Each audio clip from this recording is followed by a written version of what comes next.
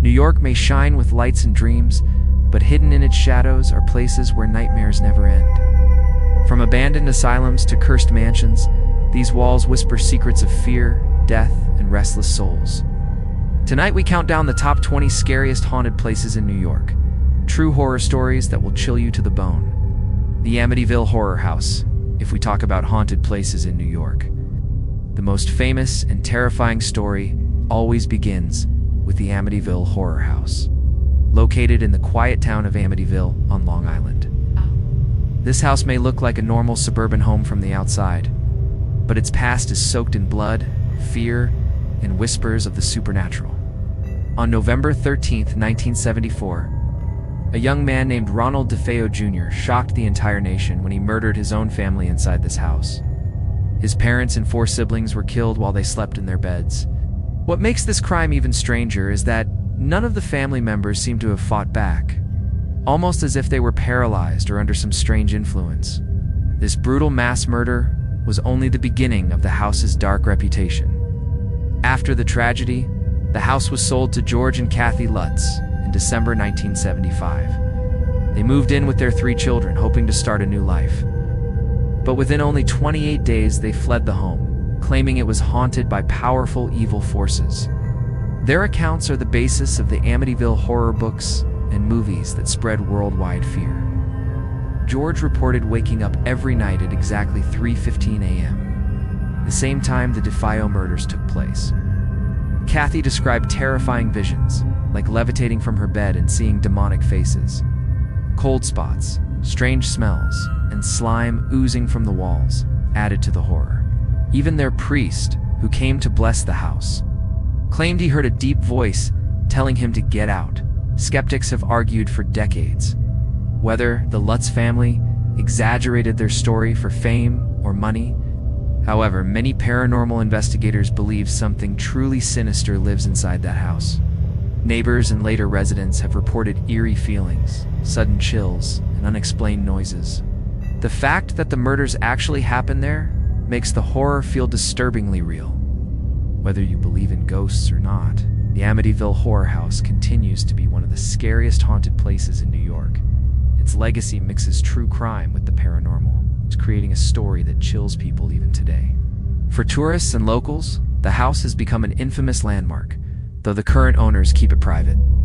Still, people drive by just to see it, hoping to feel the dark aura that surrounds it.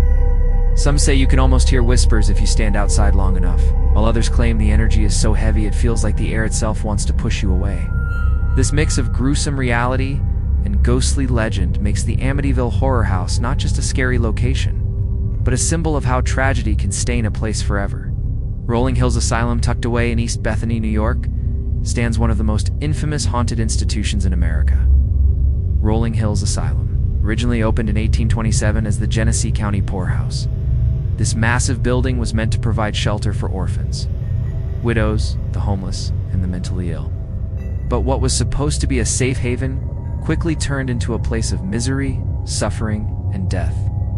Over the years, thousands of people lived and died within its walls, and their restless spirits are said to linger there even today. The asylum's records show heartbreaking stories. Families who could not care for their loved ones would leave them behind. People with mental illness were often locked away with no treatment. The elderly, the disabled, even criminals, were all kept under the same roof. The building itself feels heavy with history. Its long, dark hallways echo with footsteps when no one is there, and its rooms still carry the energy of sorrow. More than 1,700 documented deaths occurred inside Rolling Hills, though the true number may be much higher. The bodies of the poor and unclaimed were buried in unmarked graves, leaving behind spirits who never found peace. One of the most chilling tales is about a man known as Roy, standing nearly 7 feet tall. Roy suffered from gigantism and was abandoned at the asylum as a young boy. Despite his condition, he was said to be gentle and kind. Sadly, Roy lived his entire life at Rolling Hills until his death in 1942. Paranormal investigators and visitors claim Roy's spirit still roams the halls, and he have reported hearing heavy footsteps, seeing a tall shadow figure, or even feeling a large hand gently touch them in the dark.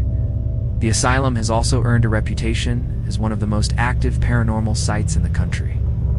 Ghost hunters frequently capture unexplained voices, screams, and sobbing on audio recorders. Visitors often describe sudden cold spots being pushed or feeling as though they are being watched. Some even claim to have seen full-bodied apparitions, ghostly figures wandering the halls only to vanish in front of their eyes.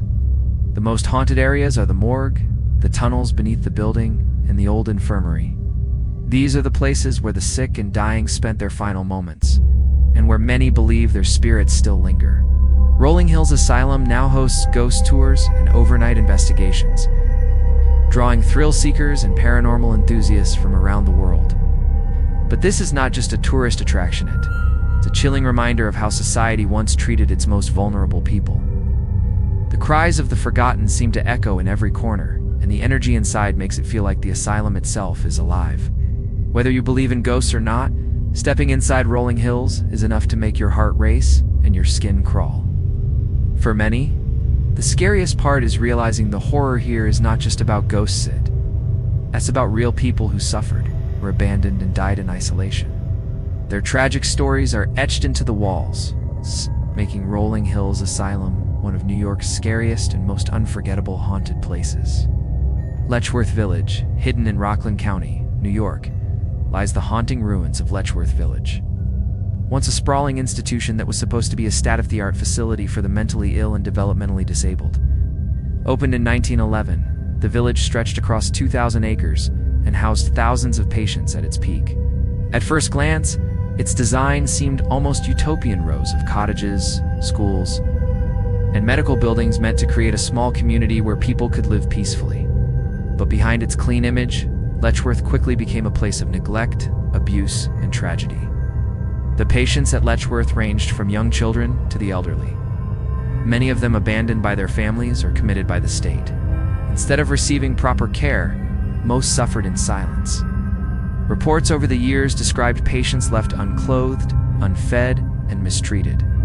Overcrowding worsened the situation, with some buildings cramming in far more residents than they were built to handle. Doctors and staff often experimented on patients, and records suggest that many were used in cruel medical trials without their consent. The cries of the forgotten filled the halls, and their pain left a permanent mark on the place. One of the most disturbing parts of Letchworth's history involves the children. Journalists who visited in the mid-20th century described heartbreaking scenes of young patients crawling on the floor, unable to walk, speak, or feed themselves. Staff admitted that many were simply ignored due to lack of resources or training. This dark history is what gives Letchworth Village its reputation as one of the most haunted locations in New York. Paranormal. Investigators often say that when you walk through its crumbling buildings, you don't just feel fear, you feel deep sadness. Today, much of the village stands abandoned. The once busy halls are silent, except for the sounds of wind and creaking wood. Windows are broken, walls are covered in graffiti, and nature has started to reclaim the land. But many visitors claim that the spirits of former patients are still there. Strange voices and whispers are commonly reported. People hear footsteps behind them only to turn and find no one. Cold spots suddenly appear, even on warm days, and ghostly figures have been seen moving through the shadows. Some investigators say they've captured images of children peeking from windows or running across hallways. The cemetery at Letchworth adds another layer of eeriness. Hundreds of patients who died were buried in simple graves marked only with numbers, not names. This anonymity reflects how forgotten and unwanted many of these people were in life. Visitors to the cemetery often describe overwhelming feelings of sorrow, as if the souls buried there are still crying out for recognition. While some see Letchworth as nothing more than an abandoned ruin, others view it as sacred ground, a place where the voices of the voiceless are finally heard. Whether haunted by spirits or just the weight of its tragic history, Letchworth Village continues to send chills down the spine of anyone who dares to walk its grounds. It is a reminder of how cruelty and neglect can leave scars that never fade, and why it stands as one of the scariest haunted places in New York. The White Horse Tavern, in the heart of Manhattan's West Village, stands a bar that has been pouring drinks for over a century. The White Horse Tavern, at first glance it looks like a cozy old pub filled with wooden tables, laughter, and clinking glasses. But hidden behind the warmth of its atmosphere lies one of New York's most chilling haunted histories. The This tavern Ice and Tea, just famous for its drink Sid, is known as the final drinking spot of the poet Dylan Thomas, and many say his spirit never truly left. The story begins in November 1953, when Dylan Thomas, the legendary Welsh poet, came to the White Horse Tavern. Already struggling with his health, he reportedly consumed 18 shots of whiskey in one sitting. Soon after, he collapsed and was rushed to the hospital, where he died a few days later at the age of 39. To this day, patrons and staff claim that his ghost lingers in the tavern. Visitors often report seeing a hazy figure sitting at the corner table he once loved, or hearing the sound of poetry being whispered in the air when no one is speaking. But Dylan Thomas isn't the only spirit believed to haunt the tavern. Some staff members say they've seen glasses slide across the bar on their own. Others talk about chairs moving slightly, as if unseen hands are adjusting them. Cold drafts are common, even when all the doors and windows are shut. For regulars, it has become part of the tavern's personality, a mix of literary charm and ghostly presence. The tavern itself has a long history. Opened in 1880, it quickly became a gathering place for writers, artists, and thinkers. Jack Kerouac, a leading figure of the Beat generation, was also a frequent visitor. But he wasn't always welcomed warmly. Legend has it that Kerouac was kicked out so often that someone scrawled on the bathroom wall, "Jack, go home now." Some claim that Kerouac's spirit, along with others from the past, still lingers, creating an energy that mixes both inspiration and unease. Many ghost hunters who visit the White Horse Tavern bring along recorders, and some claim to have captured faint voices conversations that guarantee match any living patron in the bar. Photographs taken inside sometimes reveal orbs of light or strange shadows that guarantee belong to any person. Employees who close the tavern late at night often talk about feeling watched or hearing footsteps behind them, only to find the room completely empty. For visitors. The scariest part may not be seeing a ghost, but realizing how thin the line between life and death feels inside the tavern. One moment you're sitting at a table enjoying a drink, the next you're overcome with a chill that makes you glance over your shoulder. It's a reminder that history doesn't always stay in the past. Sometimes it sits right next to you sipping a ghostly drink. The White Horse Tavern is a New York landmark, loved for its literary past. But it is also one of the city's most haunted spots. Whether it's Dylan Thomas still searching for one last whiskey, or the echoes of other lost souls, the tavern is proof that even in a crowded city, the dead sometimes drink alongside the living. The Maurice Jumel Mansion, standing tall in Upper Manhattan. The Maurice Jumel Mansion is the oldest surviving house in the borough. Built in 1765. At first sight, it looks like a beautiful historic estate, with grand white columns and sweeping lawns. But behind its elegance hides a terrifying legacy of war, betrayal, and restless spirits that continue to haunt its halls. Visitors often say that stepping into the mansion feels like stepping back in time, yet the silence is so heavy that it feels as though unseen eyes are watching from the shadows.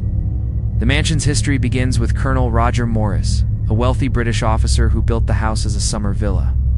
But during the Revolutionary War, George Washington himself used the house as his headquarters in 1776, strategizing battles against the British. Soldiers walked its halls, and the echoes of war left a mark that many believe still lingers. Later, the mansion became home to Stephen Jumel and his wife, Eliza Jumel, whose story adds an even darker layer of mystery. Eliza Jumel was one of the most controversial women of her time. As born poor, she rose to wealth through marriage and cunning. Rumors swirled about her ruthless ambition, with some even suggesting she had a hand in her husband Stephen's suspicious death. After his passing, Eliza shocked society by marrying former U.S. Vice President Aaron Burr, the same man infamous for killing Alexander Hamilton in a duel. But the marriage was short and bitter, filled with accusations and betrayal. Spent her final years alone in the mansion, and many believe her restless spirit never left. Visitors to the Maurice Jumel Mansion often report seeing a ghostly woman in a purple gown wandering the rooms. Many believe this is Eliza Jumel herself, forever tied to the home she guarded so fiercely. Some guests say they've heard whispers calling their names, footsteps following them through the hallways, or the sound of silk skirts brushing against the floor when no one is there. Children on school tours have claimed to see a lady in old clothes watching them from the staircases. But Eliza is not the only ghost said to roam the mansion. Staff and paranormal investigators report cold spots, sudden gusts of icy wind, and the sensation of being touched by invisible hands. Strange voices, both male and female, have been recorded in empty rooms. Some believe soldiers from the Revolutionary War still linger there, guarding the mansion as if the war never ended. The mansion's cellar is said to be especially active. People describe overwhelming feelings of dread, and some claim to have been pushed or scratched by unseen forces. Photographs taken inside often show orbs, shadows, or figures that weren't visible at the time. Paranormal groups consider it one of the most haunted houses in New York City, with activity so strong that even skeptics leave with chills. Today, the Morris Jumel Mansion is open as a museum, drawing history lovers and ghost hunters alike. But at IC&T, just a relic of the past, it's a place where history still lives, whispered by voices that refuse to be silenced. To walk its halls is to stand among the living and the dead, never knowing which footsteps belong to which. Hotel Utica, in the heart of upstate New York, stands the Hotel Utica, a grand building that once represented luxury, wealth, and high society. When it first opened its doors in 1912, the hotel was one of the tallest and most elegant structures in the area. Famous guests like Franklin D. Roosevelt and Judy Garland walked through its hallways. For decades, it was the crown jewel of Utica. But behind its golden chandeliers and marble floors lies a history filled with tragedy, death, and lingering spirits that has earned it a reputation as one of New York's most haunted places. As the decades passed, the hotel began to lose its shine. Economic decline in the region meant fewer wealthy visitors, and the once glamorous hotel slowly fell into disrepair. During its darker years, the building saw its share of mysterious deaths. Some guests never checked out, dying inside their rooms under tragic or suspicious circumstances. Others ended their own lives in despair, jumping from windows or overdosing in the privacy of their suites. Locals began whispering that the hotel was cursed, a place where the lost souls of the past refused to leave. Today, staff and guests frequently report ghostly encounters inside Hotel Utica. One of the most common sightings is that of a woman dressed in white. It's often seen gliding silently down the hallways before disappearing into thin air.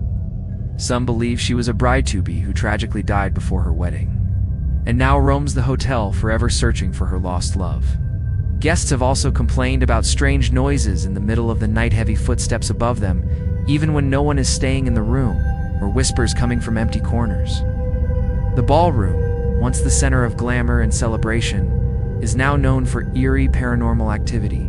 Musicians and visitors claim they've heard faint music playing, as if ghostly parties from the past are still going on. Chandeliers swing without explanation, and shadows are seen dancing across the walls. Paranormal investigators who've spent nights inside the ballroom report sudden cold spots, unexplainable energy spikes, and voices captured on recorders that say things like, "Get out," or "Help me." Another hotspot is the elevator. Many guests have shared experiences of the elevator stopping at random floors with no one inside, or doors opening and closing on their own. Some staff members even refuse to take it alone late at night, claiming they felt a cold presence standing next to them inside. Even after renovations attempted to restore the hotel to its former glory, the spirits remained. Guests still leave with stories of being touched by unseen hands, or waking up to find shadowy figures standing at the foot of their beds. For some, these encounters are terrifying. For others, it adds to the eerie charm of staying in a place where history has refused to die. The Hotel Utica is more than a historic landmark. It's a time capsule where joy, sorrow, and tragedy all exist side by side. Brave enough to spend a night there, it offers not just luxury, but also the chance to meet the restless souls that continue to haunt its halls. The Brooklyn Navy Yard along the East River in Brooklyn sits a place that once pulsed with the lifeblood of America's naval power. The Brooklyn Navy Yard, established in 1801, this massive shipbuilding complex was home to centuries of labor, war preparation, and innovation. During World War II, more than 70,000 people worked here, building legendary ships like the USS Missouri. From the outside, the Navy Yard stands as a symbol of strength and history, but to those who wandered its empty buildings and crumbling docks, it is also one of New York's most haunted places. The Navy Yard has witnessed countless tragedies. Accidents were frequent in the busy shipyard, men crushed by heavy machinery, sailors drowned in the river, and workers falling to their deaths from scaffolds. Fires and explosions also claimed lives. Add to that the grief of war. Many ships built here carried soldiers who never returned home. All this pain, loss, and blood seemed to have left an invisible imprint on the Navy Yard. Even after the yard was decommissioned in 1966, people say the spirits of those who toiled and died here remain, unwilling to leave the place that defined their lives. Workers and security guards patrolling the grounds have long told stories of ghostly encounters. Some claim to hear the metallic clang of hammers echoing in the night, even though the shipyard has been silent for decades. Others describe phantom voices calling orders, like foremen shouting across the docks. On foggy evenings, figures in old Navy uniforms are seen walking along the piers, only to vanish into the mist. One chilling story tells of a guard who saw a man in 1940-style work clothes staring out at the water. When the guard approached, the figure faded away before his eyes. The abandoned hospital within the Navy Yard is said to be the most haunted spot of all. Once used to treat injured sailors and shipbuilders, it is now an eerie shell of broken windows and peeling paint. Visitors describe the unsettling sound of moans and cries, as though patients are still suffering within its walls. Paranormal investigators who have explored the hospital report sudden drops in temperature, the feeling of being pushed, and shadowy figures moving down the hallways. Some have even captured voices on tape whispers saying, "Help," or "I can breathe." The Navy Yard's morgue is another source of chilling activity. During wartime, it handled countless bodies. Many believe the restless spirits of the dead still linger there. Investigators have captured photos of glowing orbs and strange mists. Others claim to feel overwhelming waves of sorrow and dread when they step inside.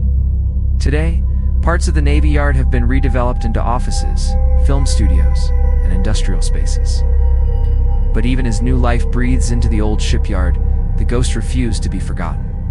People working in the modern buildings sometimes complain of cold drafts, flickering lights, and the sound of footsteps in empty corridors.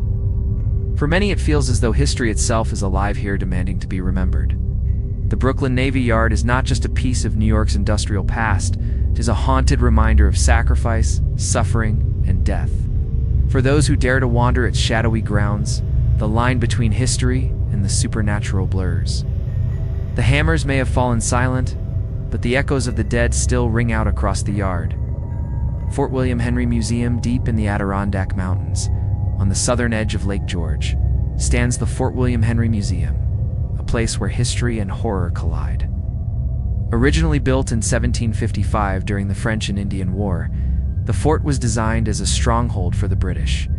It became the site of one of the bloodiest massacres of the era, an event so violent that its echoes seem to reverberate through time. Today, the reconstructed fort serves as a museum, but visitors quickly realize that the spirits of soldiers and victims never left. The fort's darkest chapter unfolded in 1757, when French forces, allied with native warriors, laid siege to it. After days of brutal fighting, the British finally surrendered under a promise of safe passage. But as the defeated soldiers and civilians began to leave, chaos erupted. Hundreds were ambushed, slaughtered, or taken prisoner in what became known as the massacre at Fort William Henry. The ground was soaked with blood, and the cries of the dying haunted survivors for years. Historians say the betrayal and sudden violence created a wound in history, and many believe that wound never healed. Visitors to the museum report chilling encounters that suggest the fort's tragic past lingers. Soldiers in red British uniforms have been seen marching silently across the parade grounds, only to vanish in an instant. Guests often hear the distant sound of musket fire or drums beating, even though no reenactment is taking place. Some describe the metallic scent of blood in the air or the faint cries of men begging for mercy. Paranormal investigators frequently capture voices on recorders, words like help, retreat, and fire, that seem to echo from another century. One of the eeriest locations within the fort is the dungeon. Prisoners once held here under brutal conditions left behind a heavy energy. Visitors stepping into the dark, damp space often describe feeling dizzy or overwhelmed by sadness. Some say they feel invisible hands brushing against their arms or a sudden icy chill wrapping around them like shackles. Others have reported seeing shadow figures lurking in the corners, their outlines resembling men in tattered military coats. the barracks are no less haunted. Late at night, staff members claim to hear the sounds of boots stomping on wooden floors and bunk beds creaking, as if soldiers are still lying down after a long march. Ghostly voices are sometimes heard singing military songs, their words faint but haunting. Even tourists on daytime tours occasionally feel an unexplained touch on their shoulders, as though a soldier is guiding them, more warning them. Outside, the burial grounds surrounding the fort are said to be especially active. Hundreds of soldiers from both sides were buried hastily after the massacre, and many graves remain unmarked. Visitors walking near the site often describe overwhelming feelings of grief, as if the spirits are mourning their untimely deaths. Today, the Fort William Henry Museum draws history buffs and ghost hunters alike. By day, it tells the story of colonial wars and survival.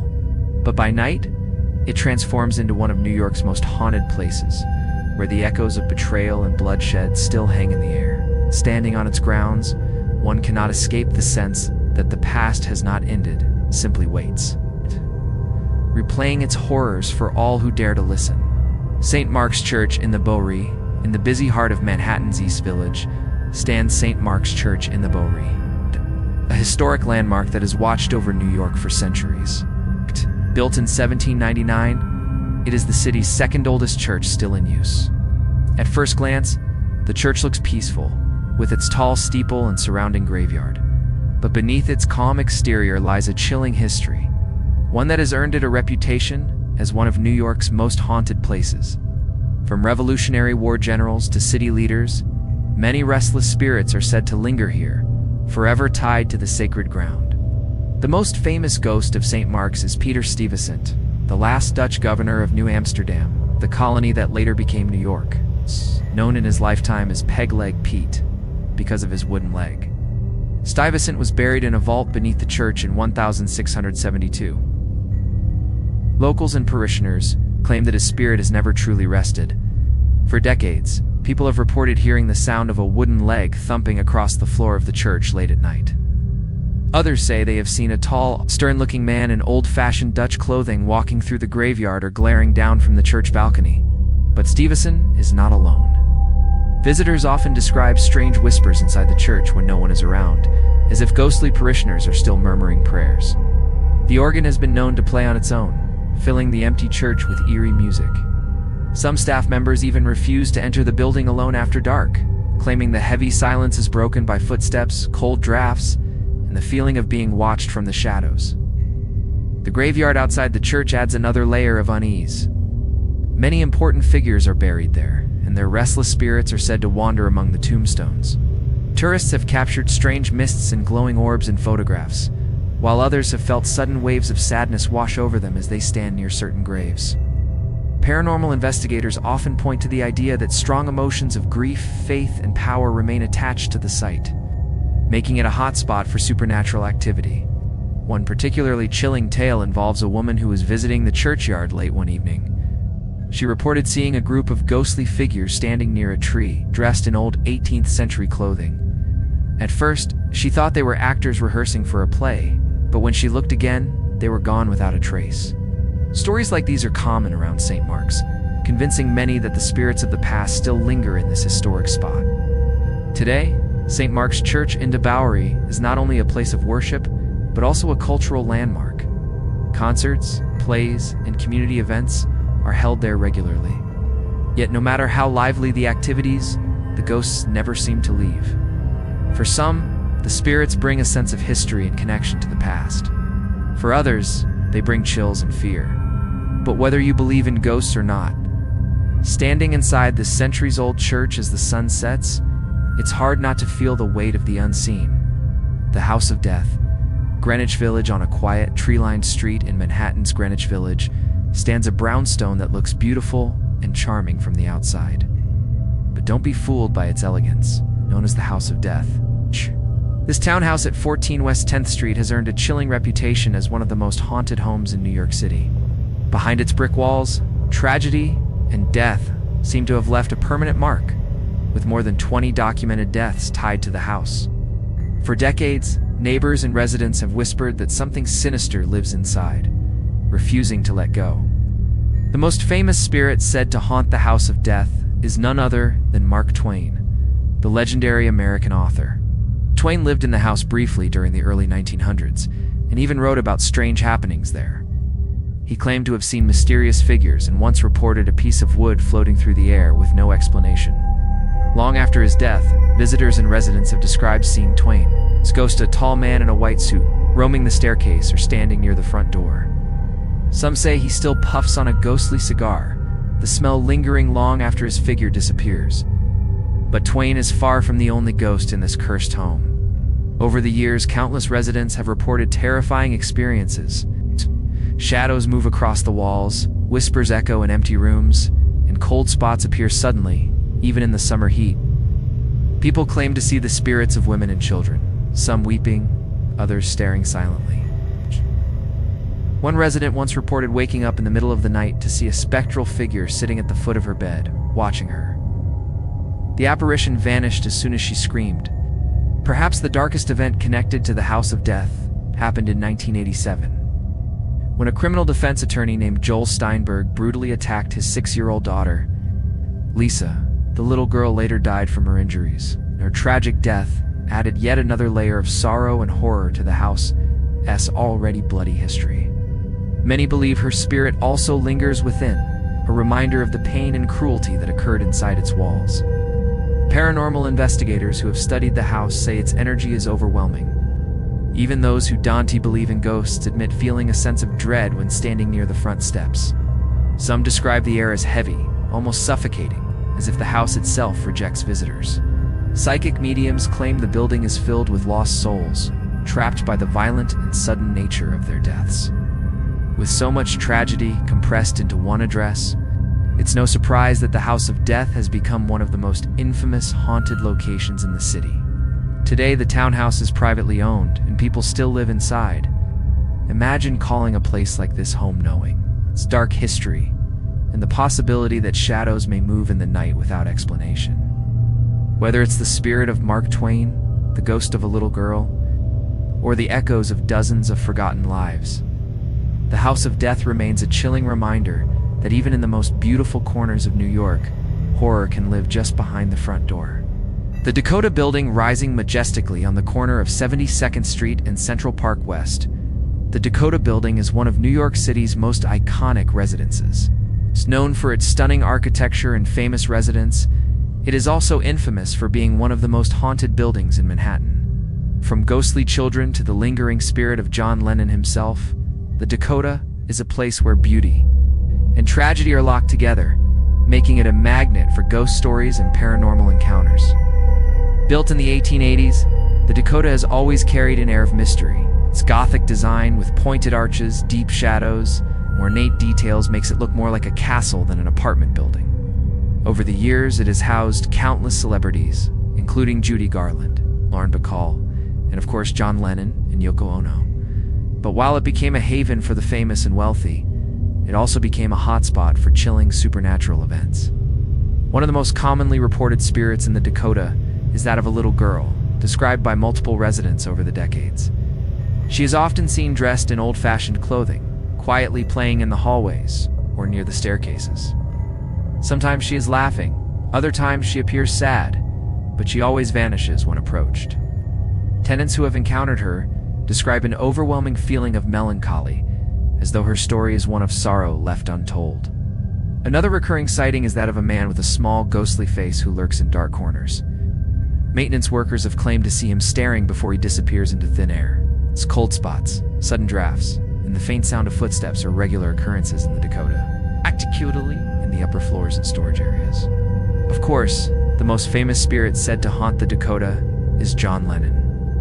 On December 8, 1980, the legendary Beatle was tragically shot and killed outside the building by Mark David Chapman. His sudden and violent death shocked the world, and many believe his spirit never truly left. Residents and visitors claim to have seen Lennon's ghost near the archway where he was killed. Even more chilling, Yoko Ono herself once said that she saw John's spirit sitting at his piano inside their apartment. According to her, he turned to her and said, "Don't be afraid. I am still with you." Paranormal investigators believe that the Dakota, long history of both glamour and tragedy, has created a unique energy that attracts spirits. With its age, architecture, and the many lives that have passed through its walls, The building feels like a portal between worlds. Visitors often describe feeling watched, even in brightly lit hallways, and photographs sometimes reveal orbs and strange shapes. The Dakota remains one of the most exclusive and private residences in New York, but its ghostly reputation is no secret. To walk past its gates at night is to feel a shiver crawl down your spine, as though you are not just looking at a luxury apartment, but at a place where the living and the dead still share space. For many, it is a chilling reminder that no amount of fame or wealth can protect you from the shadows of history.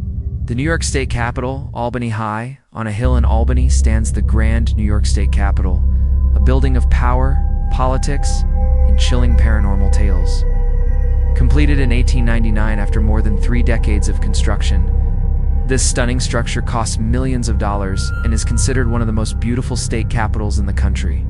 But behind the stone walls and majestic staircases lies a darker history: fires, sudden deaths, and decades of whispered hauntings that make this government building one of the most haunted places in New York. One of the most infamous events in the Capitol's history was the tragic fire of 1911. This devastating blaze tore through the building, destroying over 700,000 books and priceless historical documents in the State Library. But even more chilling, the fire claimed the life of a night watchman who was trapped inside.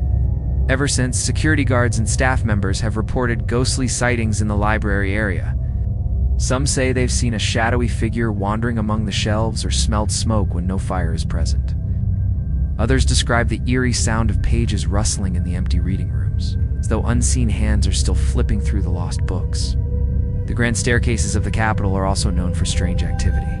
Late at night, guards patrolling the building have reported the sound of heavy boots climbing the steps, even when no one is there. Some believe these footsteps belong to the spirits of long-dead lawmakers, who are still carrying out their duties in the afterlife. The $1 Million Staircase, named for its lavish cost, is particularly haunted. Workers and visitors often describe cold drafts, mysterious whispers, and even the sensation of being followed by unseen eyes. Another chilling tale involves the ghost of Samuel Abbott, the watchman who perished in the 1911 fire. Many believe his restless spirit remains in the Capitol, unwilling to leave his post. Guards claim to have seen an elderly man in uniform wandering the halls at night. When they try to speak to him, he vanishes into thin air. Some even say he's been heard shouting warnings like "Get out!"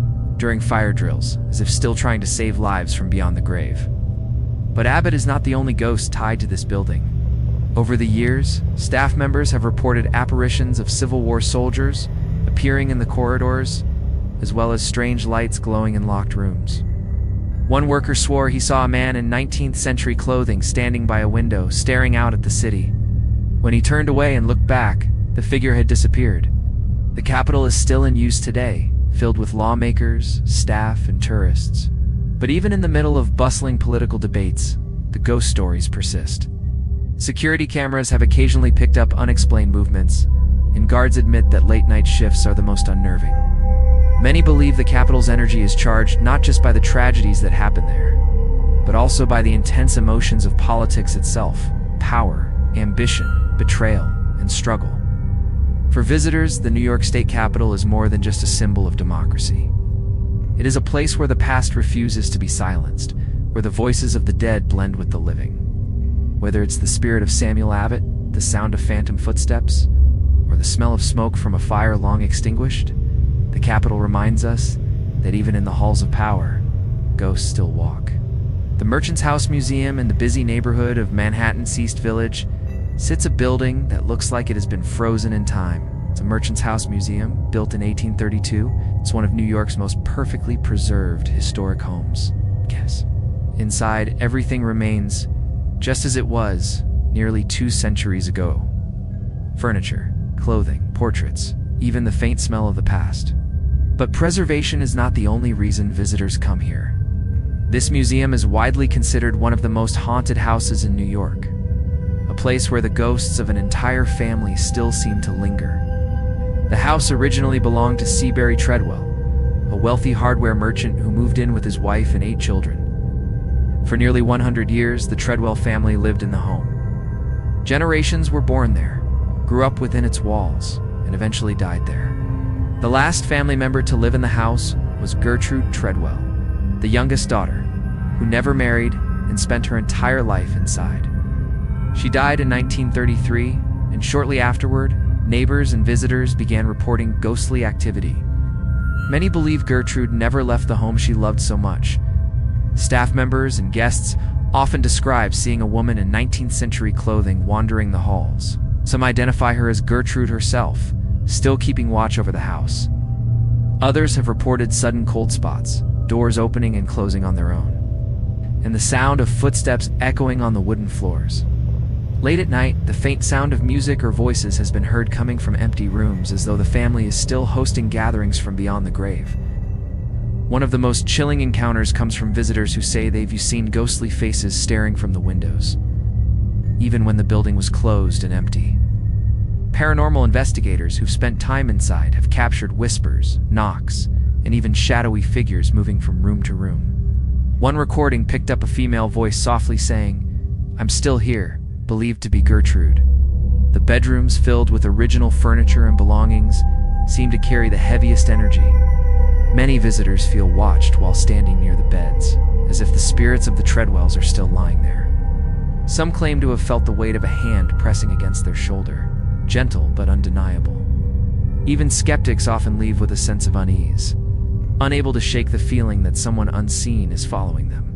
The Merchant's House Museum is now a popular stop for ghost tours, especially around Halloween. Its combination of preserved history and paranormal activity makes it unique. Visitors don't just see history, they feel it. Guides often remind guests that this is not just a museum, but a home, and that the Treadwell family may still be present, watching from the shadows. For many, the scariest part is the house's silence. When you step inside, the noise of modern New York fades away, replaced with the creaks, whispers, and echoes of another time. Standing in the Merchant's house feels like standing in 2 centuries at once, the living world and the world of the dead, both coexisting under the same roof. The Sagamore Hotel, Lake George, nestled on a private island in the middle of Lake George, stands the Sagamore Hotel, a luxurious resort that has welcomed wealthy guests since it first opened in 1883. With its stunning mountain views, crystal clear waters, and elegant architecture, it looks like the perfect getaway. But behind the glamour of fine dining and lakeside relaxation lies a chilling truth. The Sagamore is one of New York's most haunted hotels, a place where the spirits of past guests and workers still roam its halls. The hotel's history is filled with both elegance and tragedy. Over the years, fires destroyed the building twice, forcing complete rebuilds in 1893 and again in 1930.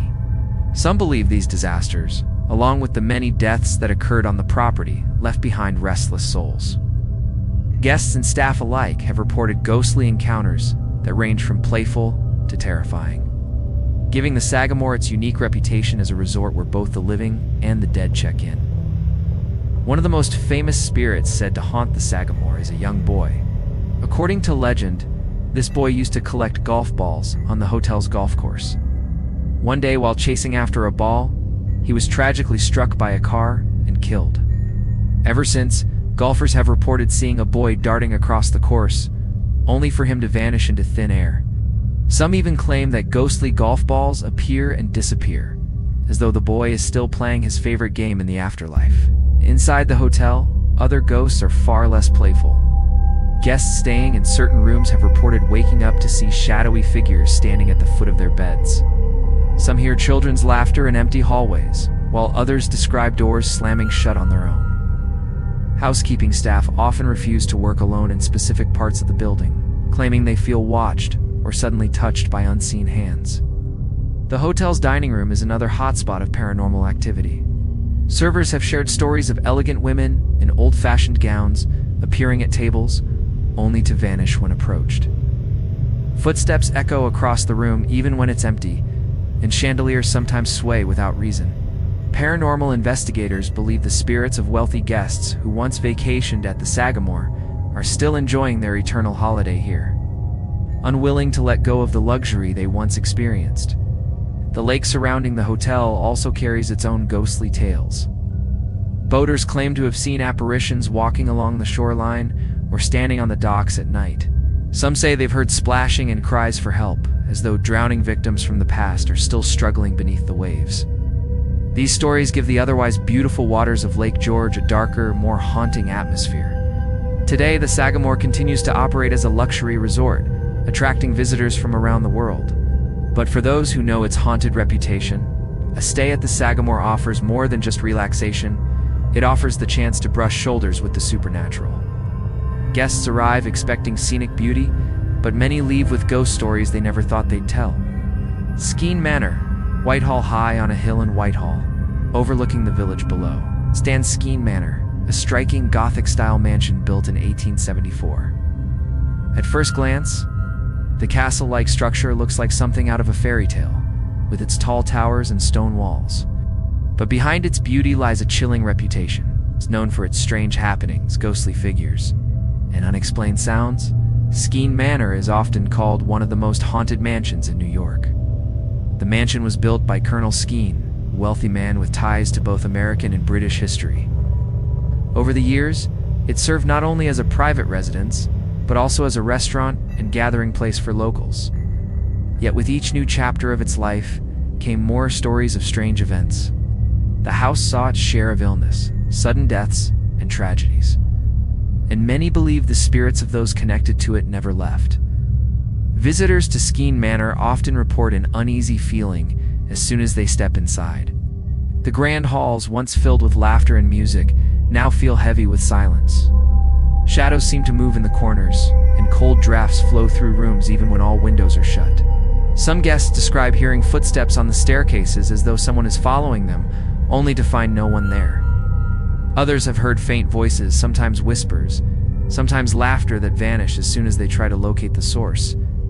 One of the most frequently reported apparitions is that of a woman in a long Victorian dress. She is often seen gazing out of the windows, her face pale and sad. Locals believe she may be the spirit of one of the manor's former residents, forever tied to the place she called home.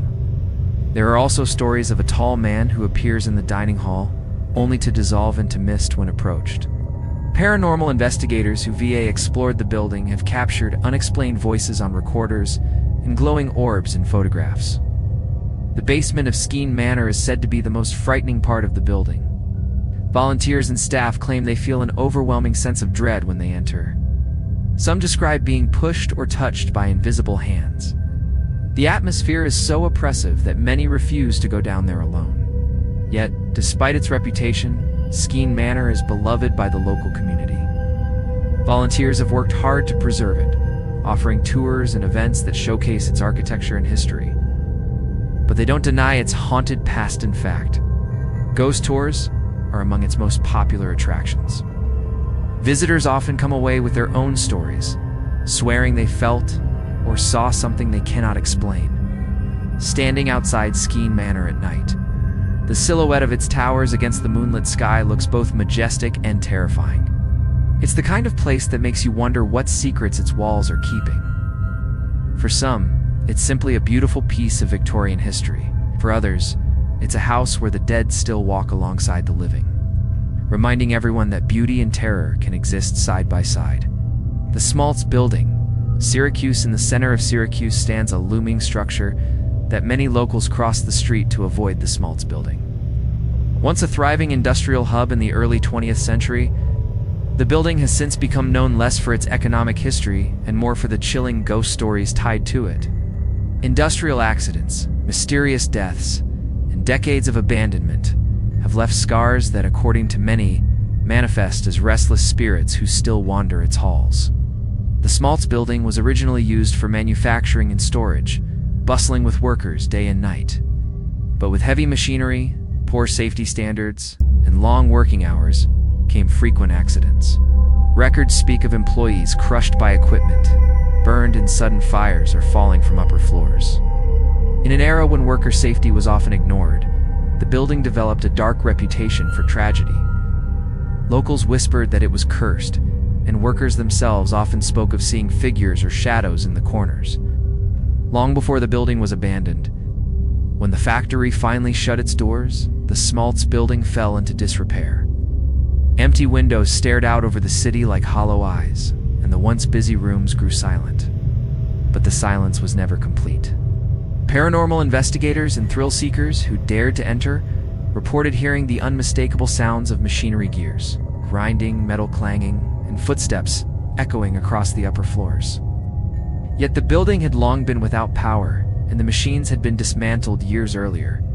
One of the most common ghostly sightings inside the Smalts building is that of shadow figures. Witnesses describe tall, dark forms darting across doorways or standing silently in the hall, only to vanish when approached. Some visitors claim to have felt sudden icy winds or the sensation of being watched from all angles. Investigators have even captured eerie whispers on recorders' voices that seem to say, "Help or Dontigo." There are also stories of a worker who supposedly fell to his death from the 4th floor during the building's busiest years. Many believe his ghost still haunts the area. Visitors have reported feeling an invisible force tugging at them near the staircases, as though pulling them toward the same fate. In one chilling account, a local urban explorer claimed he felt a hand on his shoulder, trying to push him forward, but when he turned, no one was there. The basement is said to be the most active part of the building. Dark, damp, and filled with the smell of mold, it's where workers once stored supplies. Today, those who enter describe hearing growls or deep, angry voices. Paranormal groups say the basement carries the strongest energy, possibly from workers who died in accidents and were temporarily laid there before being removed. Though efforts have been made to repurpose old buildings in Syracuse, the Smalts building resists change. Developers walk away, citing strange mishaps and financial failures. Many locals believe it is cursed, doomed to stand as a monument to suffering and restless spirits. For those brave enough to visit, the Smalts building offers not just a glimpse into Syracuse's industrial past, but also into its haunted present. It is a reminder that when tragedy strikes, the echoes don't always fade. They sometimes linger, waiting in the shadows. The New Amsterdam Theater. Broadway on the bright. Bustling streets of Broadway, where lights dazzle and music fills the air, stands the New Amsterdam Theater, one of New York City's most historic and glamorous playhouses. Built in 1903, it has hosted legendary performances and some of the biggest stars in entertainment. But behind the velvet curtains and golden lies, a chilling truth. The New Amsterdam Theater is haunted, and its most famous ghost is a woman who refuses to leave the stage. Her name was Olive Thomas, a stunning actress and Ziegfeld Follies chorus girl in the 1910s. Olive was one of the brightest stars of her era, adored by audiences and admired by Hollywood. But her life ended tragically in 1920. She died under mysterious circumstances in Paris after ingesting mercury bichloride, a toxic substance meant for her husband's medical treatment. Some say it was an accident, others whisper of suicide. Whatever the truth, Olive's spirit is said to have returned to the New Amsterdam Theater, the place she loved most. For nearly a century, performers, stagehands, and staff have claimed to see Olive's ghost inside the theater. She often appears as a shimmering figure dressed in a green beaded Follies costume, complete with a feathered headdress. Describe her smiling and playful, as though she is still enjoying her spotlight. Sometimes, she has been spotted in the balcony seats, watching rehearsals.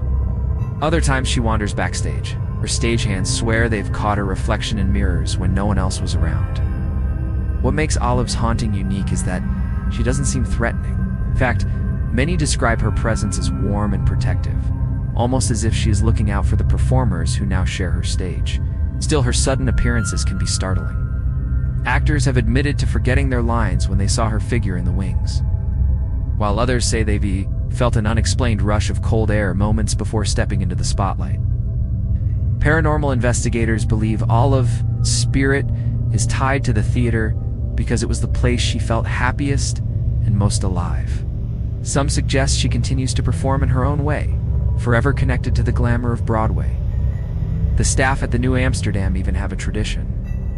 Whenever they enter the theater after dark, they greet Olive aloud, saying, "Good night, Olive."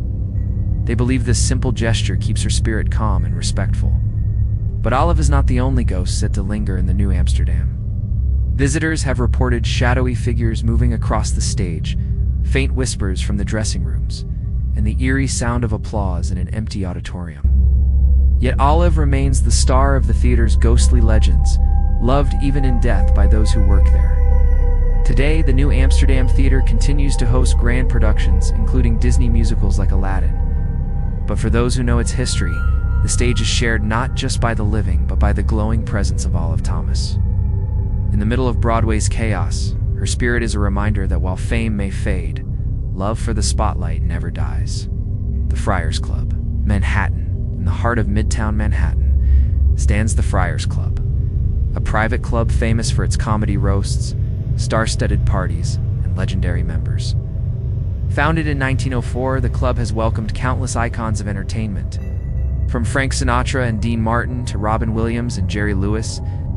But behind the laughter and glitz, the Friars Club also carries a darker reputation. For over a century, members, staff, and visitors have whispered about ghostly presences in its halls. It may be a place built on jokes and joy, but some of its spirits are no laughing matter. The building itself adds to the eerie atmosphere. The club operates inside a historic mansion, complete with grand staircases, chandeliers, and dark wooden interiors. Its old-world charm hides the fact that many strange events have been recorded within its walls. Some say the energy of so many intense emotions, joy, sadness, ego, and ambition has created a magnet for supernatural activity. For others, the explanation is simpler. Some entertainers who loved the spotlight never wanted to leave. One of the most famous ghostly figures at the Friars Club is believed to be Al Jolson, a legendary entertainer from the early 20th century. Jolson was known as the world's greatest entertainer, and though he died in 1950, many claim his spirit still lingers in the place he loved. Staff members have reported hearing a man singing in empty rooms, his voice echoing faintly like a distant performance. Some swear they've seen a shadowy figure in old-fashioned tuxedo attire near the stage area, only for it to vanish into the dark. Other spirits are less recognizable but no less active. Security guards closing the club late at night often hear laughter, clinking glasses, and the murmur of conversation when the rooms are completely empty. Lights flicker on and off without reason, and cold spots appear suddenly in otherwise warm areas. Some staff refuse to go into the basement alone, claiming they've felt hands brushing against their arms or heard footsteps behind them when no one was there. Perhaps the most unnerving encounters come from members themselves.